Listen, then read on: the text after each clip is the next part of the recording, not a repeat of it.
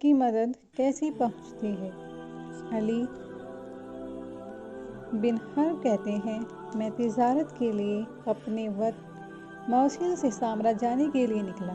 समुंदर में कुछ कश्तियाँ मौसिल से सामरा तक चलती थीं और किराए पर सवारियों और उनके साजो सामान को एक जगह से दूसरी जगह मुंतकिल करती थी। मैं भी एक कश्ती से सवार हो गया। कश्ती हमें लेकर सामरा की तरफ पानी की सतह पर चल पड़ी और समुद्र की मुसाफत तय करने लगी। कश्ती में लदे सामान के अलावा हम सिर्फ 5 आदमी थे। दिन बड़ा पुरलुत्फ था और बादल का दूर दूर तक कोई निशान तक नहीं था। फिजा बिल्कुल साफ सुथरी और इंतहाई खुशगवार थी। दरियाए दजला बिल्कुल पुरसकून था। कश्तीबान ने खूबसूरत गाने झूम झूम कर गाए जा रहा था और कश्ती बड़े सुकून से पानी की सतह पर तेजी के साथ मंजिल मकसूद की तरफ रवां दवां थी।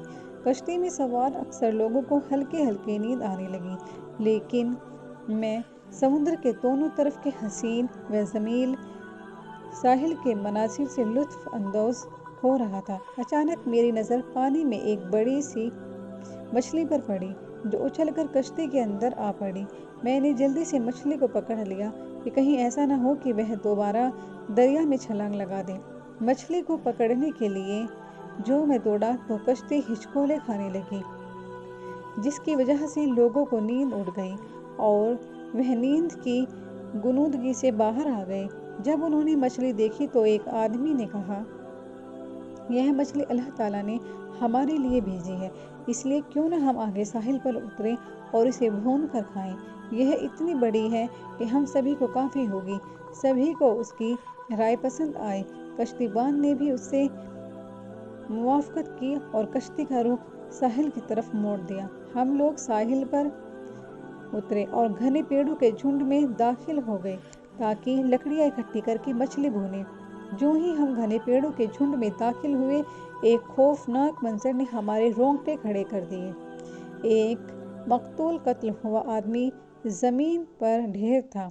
उसके करीब एक तेज़ धार चाकू पड़ा हुआ था और पास में एक दूसरा जवान आदमी भी था, जिसकी दोनों बाजू कस के कंधे कस के बांध दी गई थी और उसके मुंह में कपड़ा ठूंस दिया गया था, जिसकी वजह से वह कुछ बोलने और चीखने चिल्लाने से आजीज था। यह खौफनाक मंजर देखकर हमारे ऊपर दहशत तारी हो गई।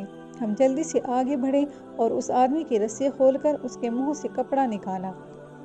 वह हद दर्जा खौफजदा और नाउम्मीदी की कैफियत में था। इस फंदे से आज़ादी के बाद उसने कहा, मेहरबानी करके पहले मुझे कुछ पानी पिलाओ। हमने उसे पानी पिलाया। जब वह पानी पी चुका था तो खुद ही कहने लगा, मैं और यह मकतूल मरा हुआ आदमी दोनों एक काफिले में थे। वह काफिला मौसिल से बगदाद तिजारत की गर्ज से जा रहा था।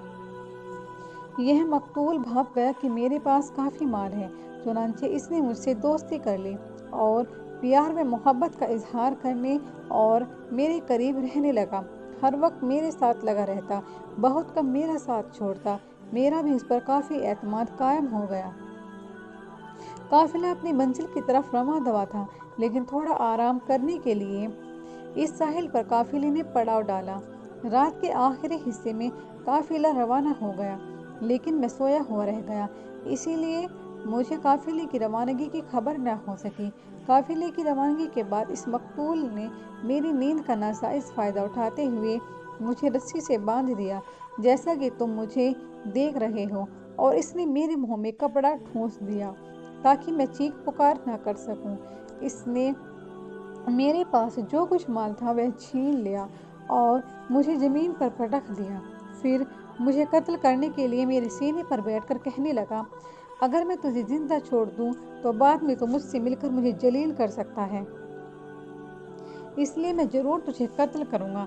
यह तेज छुरी जो ज़मीन पर पड़ी हुई तुम लोग देख रहे हो, इस मकतूल के कमरबंद से बंधी हुई थी। उसने मुझे कत्ल करने के लिए कमरबंद से छुरी खींची, लेकिन छुरी उसमें फंस गई, जिसकी वजह से वह निकल नहीं रही थी। उसने छुरी निकालने की बड़ी कोशिश की। जब वह नाकाम हो गया तो इसने پوری طاقت لگا کر چھری کمر بند سے کھینچی۔ چھری کی دھار اوپر کی طرف تھی۔ چھری ایک دم زور سے نکلی اور جا کر اس کی گردن میں گھس گئی اور چمڑے کے ساتھ گوشت کو چیرتے ہوئے شہرگ کا بھی کام تمام کر دیا۔ شہرگ کے کٹتے ہی خون کا فوارہ جاری ہو گیا اور جب طاقت نے جواب دے دیا تو یہ مردہ حالت میں زمین پر ڈھیر ہو گیا۔ یہ مجرم میری آنکھوں کے سامنے اپنی برائی کے انجام کو پہنچ گیا، لیکن اس کے باوجود مجھے اپنی موت کا یقین ہو چلا تھا، کیونکہ ہم جس جگہ ہیں بہت ہی کم لوگ یہاں سے گزرتے ہیں۔ اس لیے میں سوچ رہا تھا کہ کون میرے ہاتھ پاؤں کھولے گا، کون مجھے اس آفت سے نجات دلائے گا۔ پھر میں نے اللہ تعالیٰ کو پکارنا شروع کیا۔ میں نے اللہ تعالیٰ سے دعا کی کہ اے اللہ، میرے پاس کسی کو بھیج دے جو تیرے اس مصیبت زدہ بندے کو اس پھندے سے نجات دلائے۔ میں برابر یہی دعا کرتا رہا۔ میں مظلوم تھا اور مظلوم کی دعا اللہ تعالیٰ ضرور قبول کرتا ہے، اور یہی وجہ ہے کہ اللہ تعالیٰ نے تم لوگوں کو میری طرف بھیجا اور تم نے آ کر میری جان بچائی۔ ذرا تم لوگ مجھے بتلانا کہ آخر وہ کون سے اسباب تھے جس کی وجہ سے تم لوگ اس بے آباد جگہ آنے پر مجبور ہوئے۔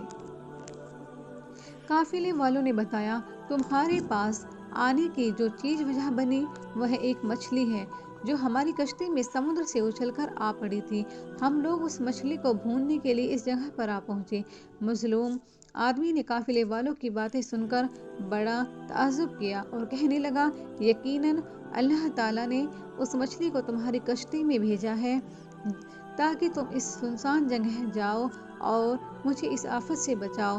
میں بہت زیادہ تھکا ہوا ہوں، اس لیے میری آپ لوگوں سے گزارش ہے کہ براہ کرم مجھے کسی قریبی شہر میں لے چلو۔